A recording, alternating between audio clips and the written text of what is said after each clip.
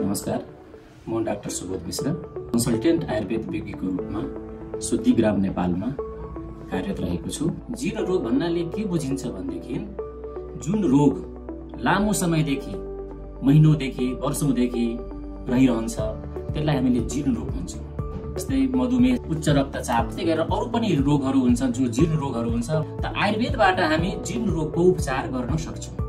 हामी यहाँ अब यसका कसरी उपचार हुन्छन् भने पहिला हामी शरीरको जुन विकार छ त्यो विकारलाई शरीरबाट बाहिर निकाल्ने प्रयास गर्छौँ, डिटक्स गर्छौँ हामी।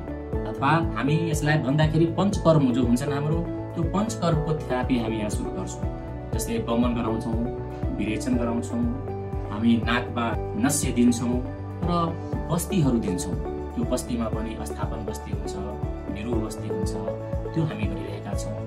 जब दोष निस्किहाल्छ त्यसपछि हामी औषधि दिन्छौँ, त्यसलाई भन्छ शमन चिकित्सा।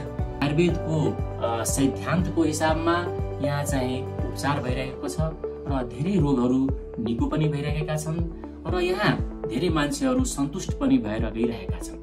म यहाँहरूलाई के भन्न चाहन्छु भने यहाँहरूको कुन किसिमको रोग छन् त्यसको लागि यहाँहरूले शुद्धिग्राममा आएर चिकित्सकहरूसँग भेटेर आफ्नो रोग के हो त्यसको चाहिँ पहिचान गराउनुहोस् र त्यसपछि आयुर्वेदको उपचार गर्नुहोस् र रोगलाई निको पार्न प्रयास गर्नेछौँ।